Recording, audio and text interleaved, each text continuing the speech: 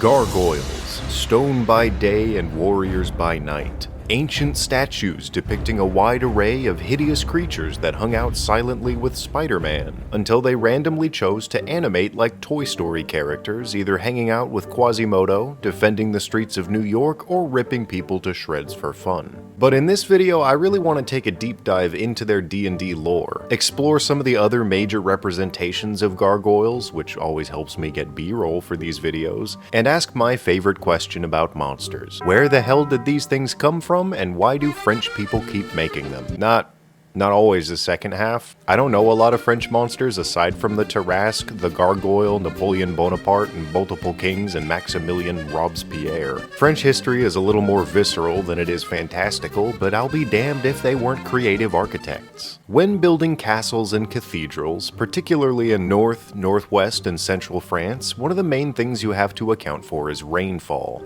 To combat this, hundreds of spouts needed to be made to divert water away from the masonry, and some badass little French dude thought it would be a good idea to make them a bunch of faces. I actually hadn't fully realized it before, but pretty much anything with a face on a building or a waterfall is called a grotesque, which is not a very good name for a mythical stone monster. It really confuses people why things like Sheila na gig or this goofy-ass dude were carved into fancy churches. They make religious scholars angry, and that makes me happy. But it is really funny that the Hunchback movie had 4 grotesques. You are deformed. I am deformed. And you are ugly. And I am ugly. So in D&D and most other things, they just went with the name Gargoyle, because it sounds a lot cooler. Even though it's much more specific, since the word gargoyle is derived from the same root as gutter, guttural, and gargle. If you didn't know that before now, that was a fucking surprise. I thought it was really cool. They have little pipes inside of them that collect and barrel rainwater through their mouths or similar means. There's a lot of notable gargoyles, one of the more recent ones including the alien from Alien.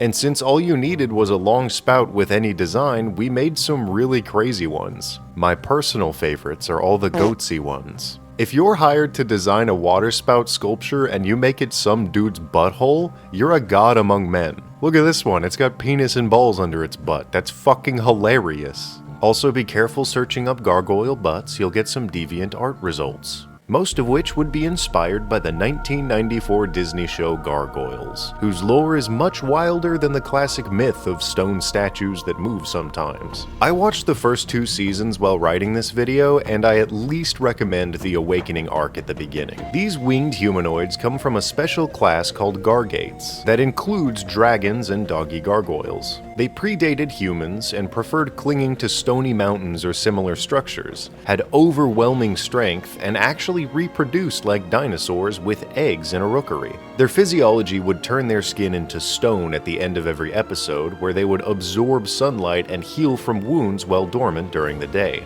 I think that's inspired by the old troll myth, which is really cool. Their noble culture, simple moral system, and tragic story is really well fleshed out and genuinely worth watching. Also, there's an episode about the dangers of gun use where one of them plays with a gun after watching a cowboy movie, and then he shoots his friend in the kitchen and it gets so real that it made me laugh. Like they pray over her in a hospital bed and the guy turns into Batman because he feels bad. Let's move away from that and talk about something cooler, like some fancy island adventure, I don't know. This video is sponsored by Enshrined, an island setting where overthrown gods loom over landscapes and inescapable prisons. I've always been a big fan of giant and ancient creatures acting as part of a landscape, as well as stories or settings where the pursuit of knowledge is a folly instead of a virtue. So Headwind Studios' first Kickstarter is actually captivating me. It's like an eldritch Candyland, where people absorb the leaking nature of gods, practically becoming avatars themselves before enshrining them in the same tombs as their masters.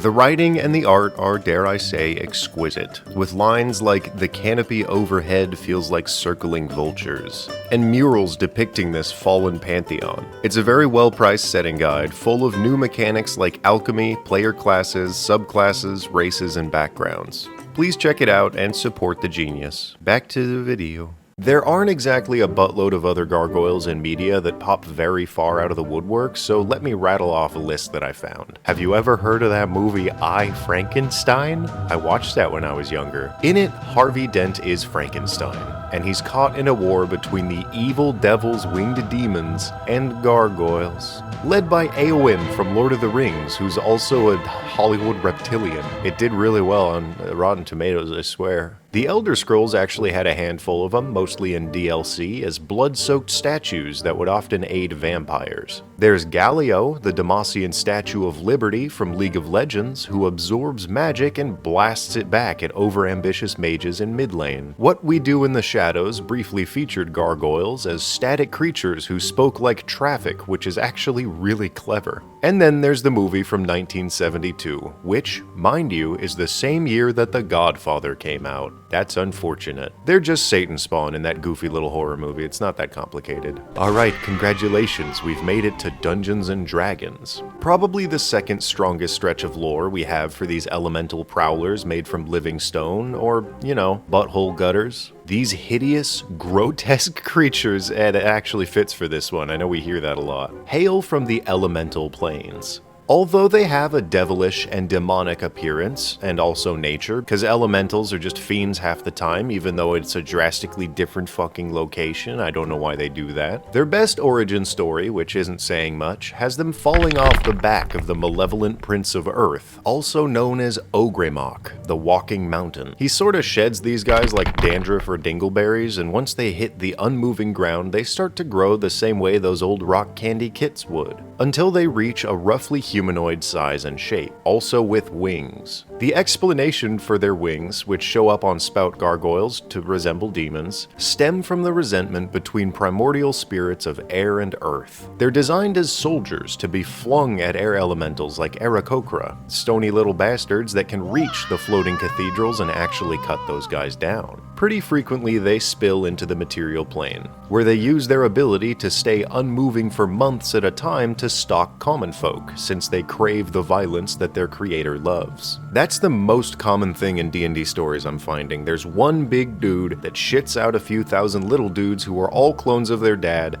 and then wars start. Gnolls, mind flayers, gargoyles, any planar gigantic primordial threat that touches the material plane spreads its influence via minions and monsters. At least it's better than slavery. Since they're great guards who don't need to eat, and all they want is the occasional violence that they can dole out with as little effort as possible, evil castles, mansions, and crypts would slowly accumulate gargoyles, where evil lords like dark wizards, vampires, and even demons or devils could give them the occasional command. Where I usually hate simple creatures that just crave violence for violence sake, I'm actually kind of a big fan of gargoyles being almost animalistic, territorial ambush predators.